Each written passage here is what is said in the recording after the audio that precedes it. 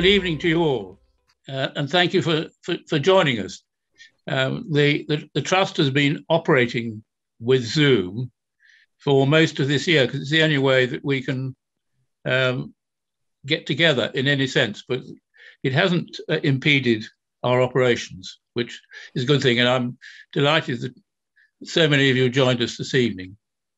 So I'm very pleased to have this opportunity to report to you on the Trust's activities. The past 13 months have been an unprecedentedly difficult time for the churches that the Trust exists to support. The fundraising events that usually tap the goodwill of local communities towards their local churches have been largely in suspense. The impact on those churches' finances has been dire. Anglican dioceses have likewise been under financial pressure and continue to look to their parishes to meet the ministry or parish share. That situation in the Church of England is doubtless mirrored in other denominations, whom we are equally here to help.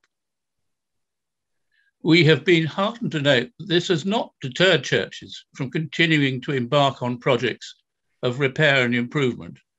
And as you'll see, during the year of successive lockdowns, we've actually considered 24 applications for loans or grants and made 23 awards to 23 churches of loans for 126,000 and £40,700 in grants.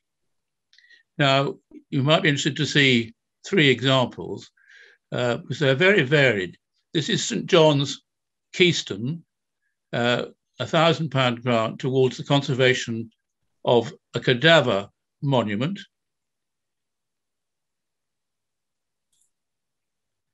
And then in the centre of Cambridge, St Giles's, the conservation of damaged windows. They received a £3,000 grant. And then St Peter's Carlton, structural repairs to the West End, and that was a £3,000 grant. And those three illustrations really show how much the Trust is looking. Those represent City Church and two very, very rural churches that we've been able to help.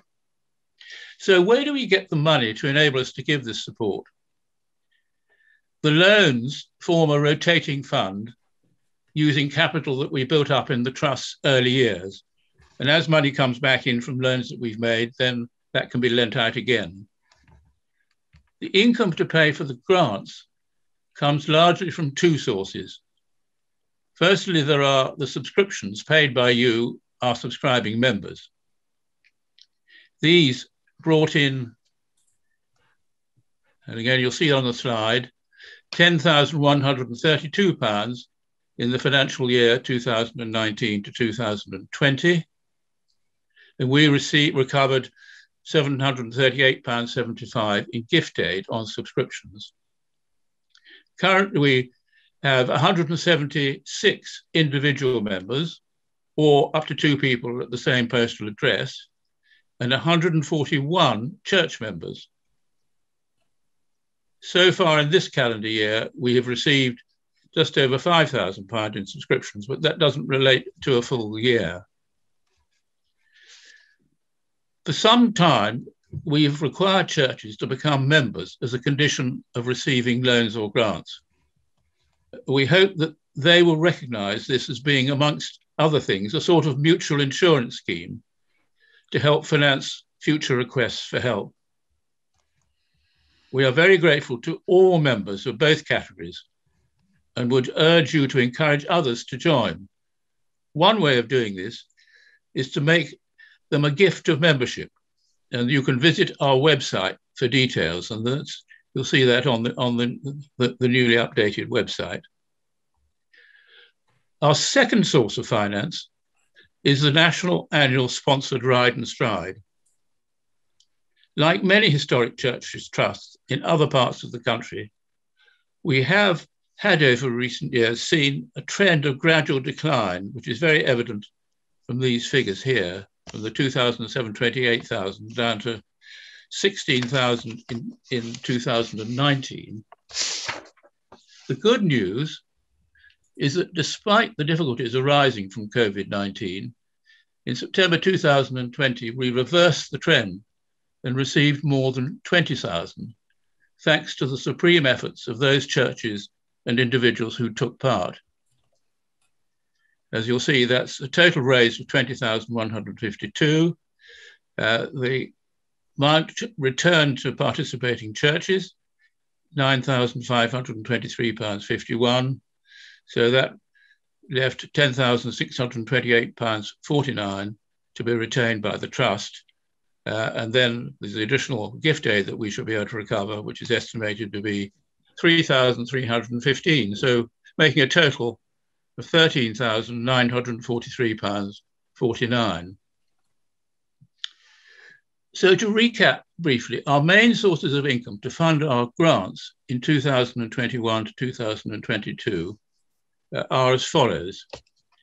Subscriptions, 10,132, income retained from the Ride and Stride, £10,628.49, and then gift aid over and above that of £3,315. We hope that by September 2021, the present restrictions will have largely been lifted and churches will be able to welcome visitors taking part in Ride and Stride in the manner they used to do. However, that is not enough. We need to learn from the examples of some other county trusts who regularly raise six-figure sums from the ride. This is in large part due to a more enterprising use of current technology, both to promote Ride and Stride and more generally to bring their operations up to date. In a few minutes, you'll be hearing from consultants who have helped other trusts and whom we have engaged to do likewise for Cambridgeshire. For many of you, your main contact with the trust will have been through your attendance at our annual conferences and our summer tours of churches. These, of course, had to be cancelled in 2020. And for this year, we have decided to err on the side of caution and abandon any idea of events attended in person throughout the spring and the summer. Instead, we, like many other organisations, are turning to online events. The presentations that were destined for the conference will be made available online on Tuesday evenings from May to September. And you will receive details and joining instructions if you have not already done so. Now, with the glitches, I think you've now got in front of you what the programme of events will be every Tuesday in each month from May onwards. And you'll see the talks that are beginning to be given, and they're going to be at 7 o'clock each evening. We're also planning online events to do with local churches in place of the usual church tours. The Trust was founded in 1983, and 2023 will be our 40th anniversary. To celebrate this landmark, there will be a service in Ely Cathedral, and the Bishop of Ely has kindly agreed to preach. This, we hope, will be followed by a social gathering, and we hope that as many members as possible will be able to attend that and join us in the celebration. We are taking the opportunity of the anniversary to launch a major fundraising campaign with the aim of establishing an endowment fund. This would enable us to award grants on a more substantial scale than at present. Currently, our grants are limited to £3,000, other than in exceptional circumstances. These awards are often key to unlocking more substantial support from major funders, but calls on those are likely to increase, and we would like to do more from our own resources. I've mentioned briefly our engagement of consultants to help bring our operation into the 21st century. This is part of a wider ranging review of our administration that we have been obliged to undertake. 2 years ago, our Honorary Secretary, David Staziker, gave advance notice that he wished to retire this year on reaching a significant age. Our efforts since then to find a volunteer to succeed him have failed to identify a candidate, though fortunately he is willing to continue helping with the organisation of events. A year ago, our membership secretary also retired, and likewise we've been unable to find a successor. We have therefore seen no alternative to engaging help on a fee-paying basis with our general administration and membership. And I'm delighted to tell you that Sue Holgate has agreed to take on these roles and will be starting very shortly. I would just like to say how much we have owed to David Staziker for his work for the Trust. I'm delighted to say that he's agreed to continue as a trustee, and so we'll have the benefit of his advice and it will be helpful for continuity. The other thing I wanted to share with you is that since we met at Wilson some time ago, 2 years ago, Alan Churchyard has retired as treasurer after years of very worthy service. But I'm delighted to say that we have now appointed Tim Waters to come as treasurer. He comes from Croydon, a church that has been helped by the Trust on several occasions. He's on the Bishop's Council, the Finance Committee, and is an honorary canon of the cathedral. So he is very well qualified and he's good at figures. So that's, we're very pleased with that.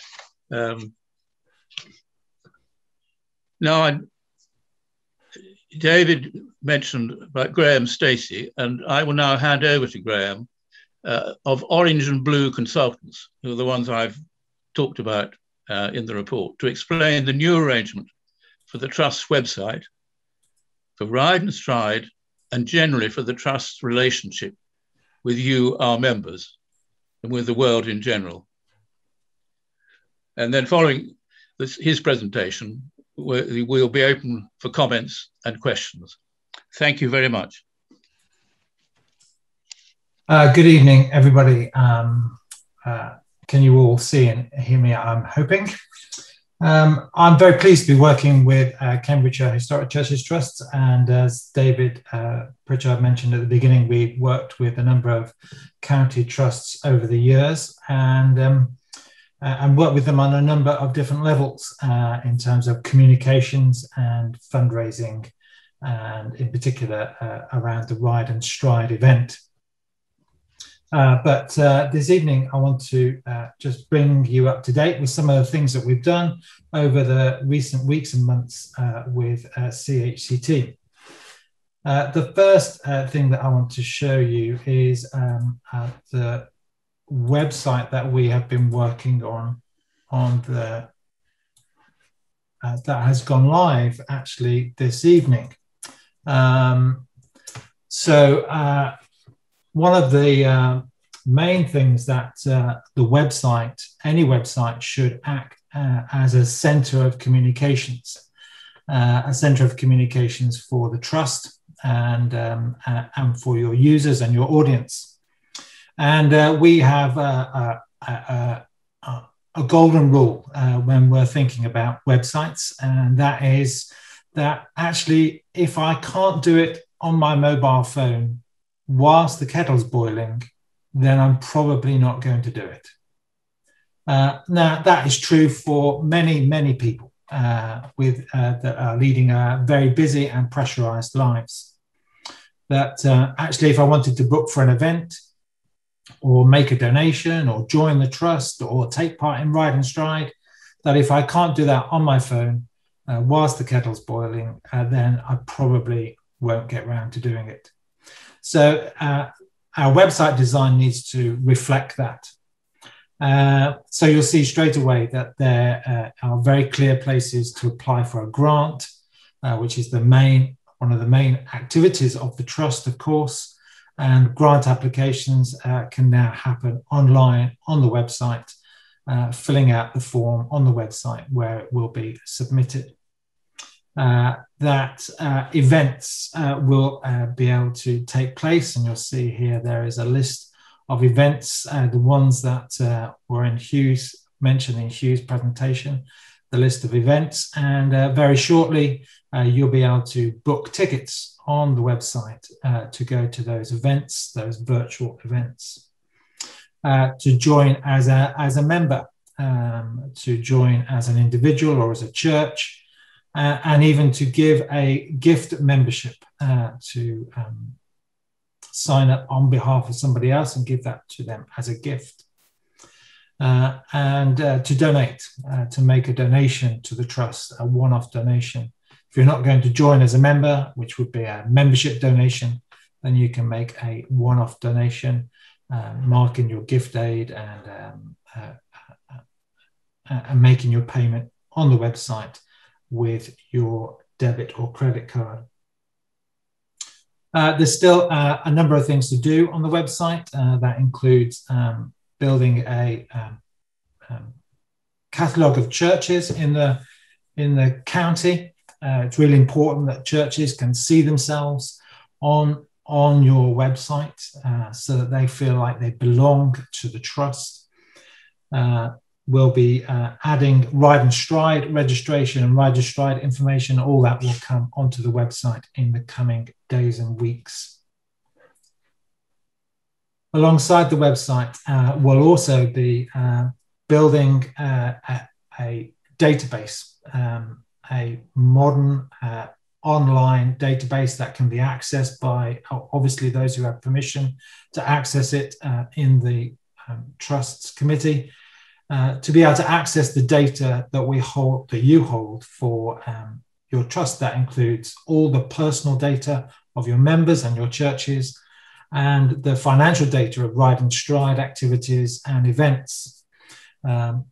This database is built in such a way that it's obviously GDPR compliant, and engaging us to deliver that is a really important part for the Trust of being able to make sure you're GDPR compliant. The third thing that we're working with Cambridge Historic Churches Trust with is the Ride and Stride marketing. It's really great. I'm super impressed with Cambridge for seeing an increase in Ride and Stride activity and Ride and Stride donations in a pandemic year. That was really amazing. But we'll be working with the Trust to help promote the Ride and Stride event, promote it to an audience that hasn't taken part yet, an audience that are on the fringes of church life in the county, an audience of families, of young families and young people that treasure the church as a part of their local community, but are not regular attenders, not regular members of a congregation.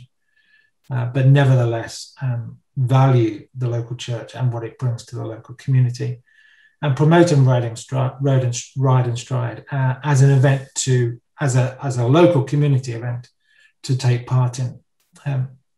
We don't have any quick answers.